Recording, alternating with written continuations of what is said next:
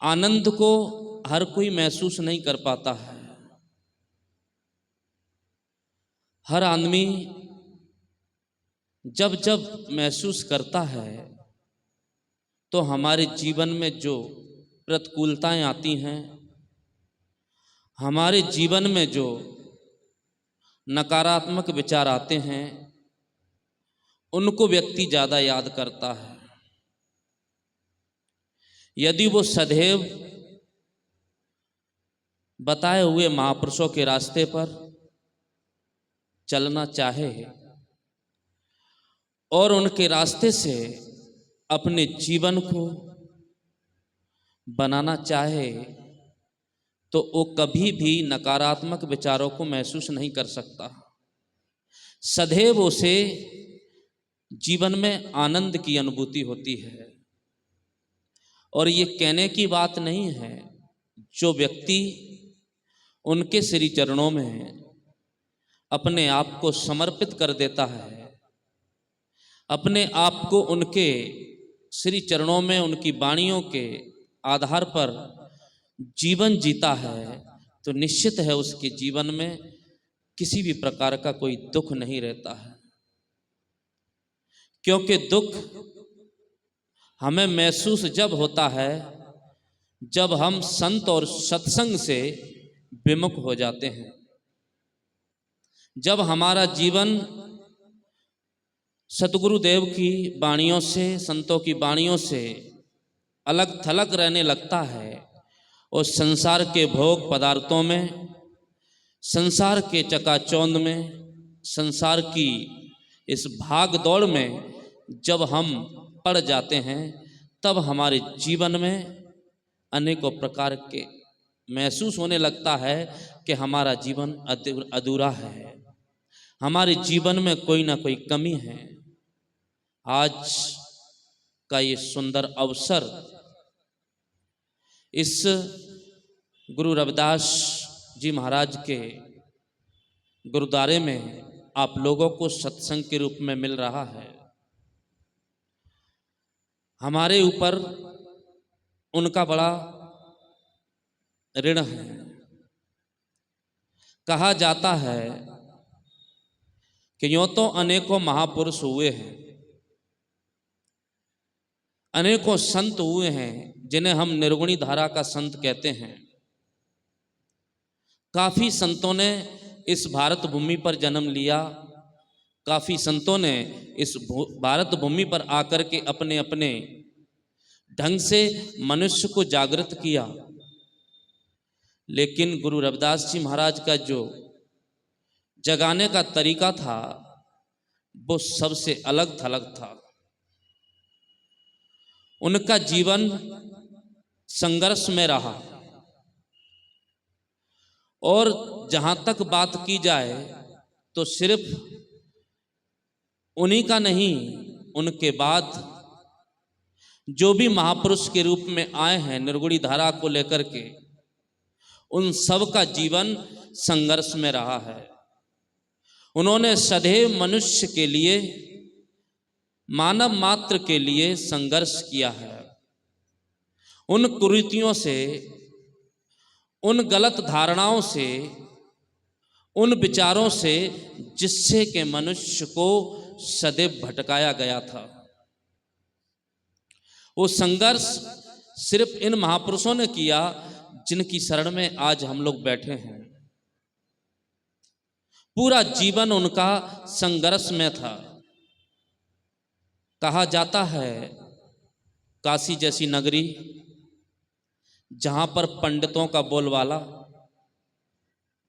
जहां पर चारों तरफ पाखंड, रूढ़वाद, अनेकों प्रकार की वैमनस्यताएं, धर्म के नाम पर लोगों का विभाजन, धर्म के नाम पर लोगों को अनेकों दिशाओं में भटका देना, उस समय ये बहुत सिंपल सी बात थी।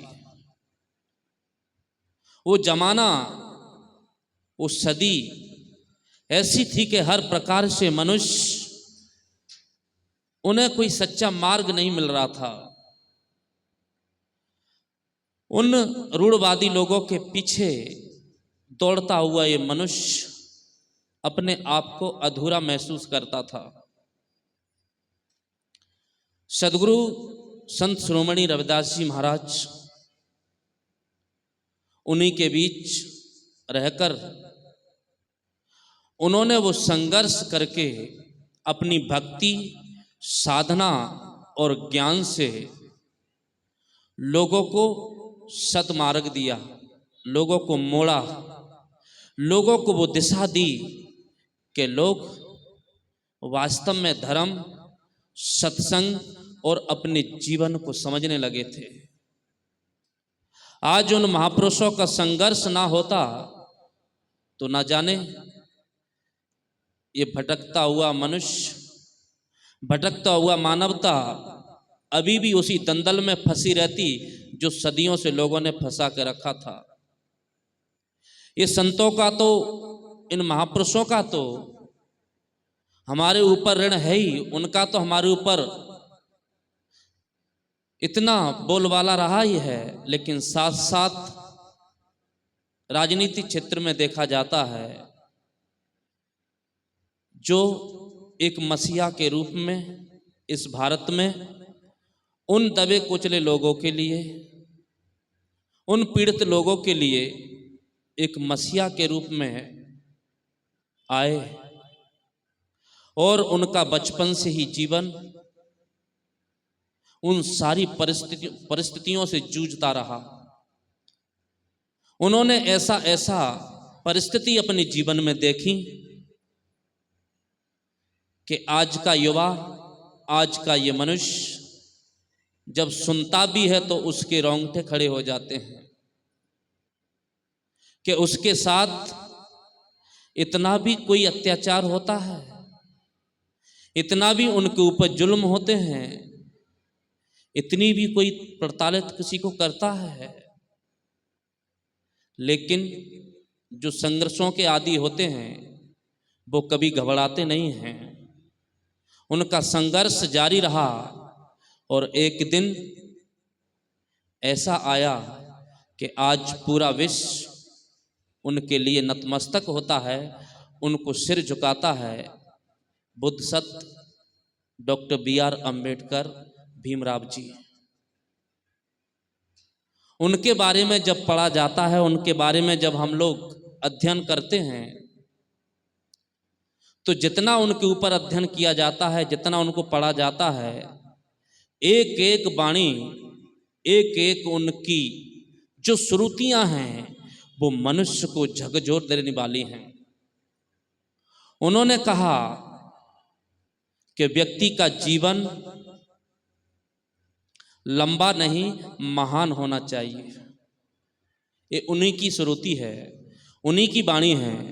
उन्होंने कहा कि हम 10, 20, 50, 2500 साल जी लेते हैं और जो आदमी मानव सेवा नहीं कर पाता है, जो आदमी धर्म को नहीं धारण कर पाता है, जो आदमी वास्तविक ज्ञान को नहीं समझ पाता है, जो आदमी आपस में प्रेम की प्रसारण नहीं कर पाता है, आपस में दया भाव संतोष से नहीं रह पाता है, जिसका जीवन सदैव द्वंद्व, सदैव पीड़ित, सदैव एक दूसरे के लिए लड़ाई झगड़े में बीतता है, ऐसे आदमी का ज़्यादा जीना कोई महत्व नहीं है। बाबा साहब कहते थे कि हमारा जीवन लंबा नहीं, महान होना चाहिए। और महान किस रूप में महान? उनका कहने का मतलब था कि आज जिन्हें हम बड़ा आदमी कहते हैं, जिन्हें हम बहुत संपन्न व्यक्ति कहते हैं, आज व्यक्ति का बड़प्पन, आज व्यक्ति का आकलन जो बड़ा माना जाता है वो धन दौलत के ऊपर माना जाता है।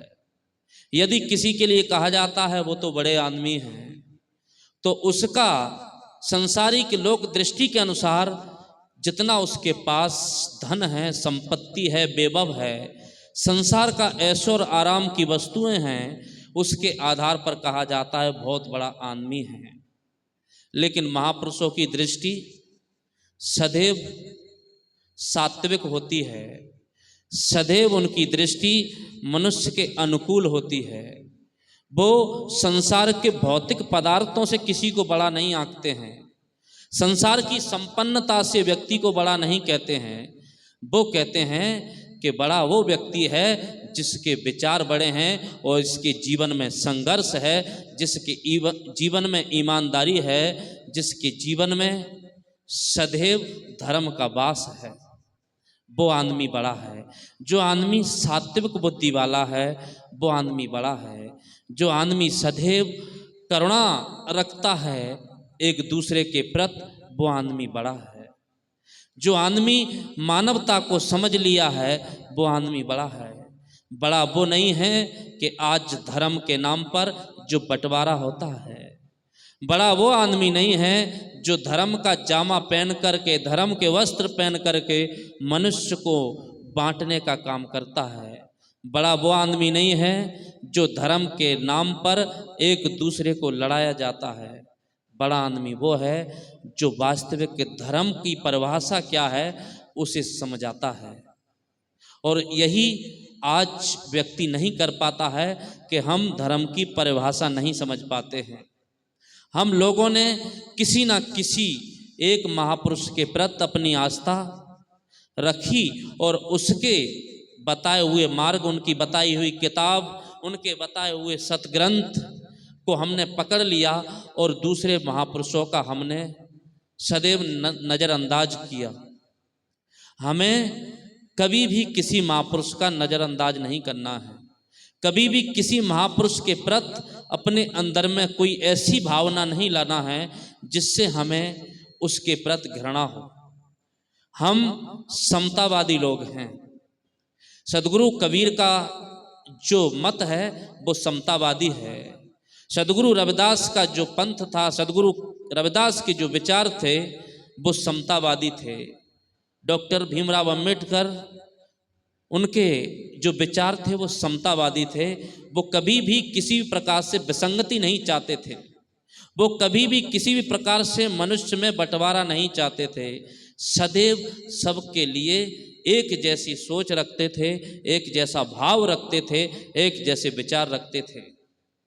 हम लोगों ने उसको बांटा है और जो लोग स्वार्थी रहे, जिन लोगों ने इनका विरोध किया, सदगुरु कबीर का, सदगुरु रविदास जी का, सदगुरु गुरु नानक जी का, और उन्होंने धर्म के नाम पर जो धंधा शुरू कर दिया, वो लोग इनकी वाणियों से डरे, इनकी वाणियों से सदैव भयभीत रहे, क्योंकि उनका पाखंड, उनकी रूढ़ता, उनका जो भी आडंबर चलाया हुआ था उन पर इन्होंने प्रहार किया और शुद्ध सात्विक विचार देकर के उन्हें समझाने की प्रयास किया कि आप अपने जीवन को उस तरफ ना ले जाओ जिससे कि आप अपने जीवन का कुछ मूल्य ही ना समझ पाओ।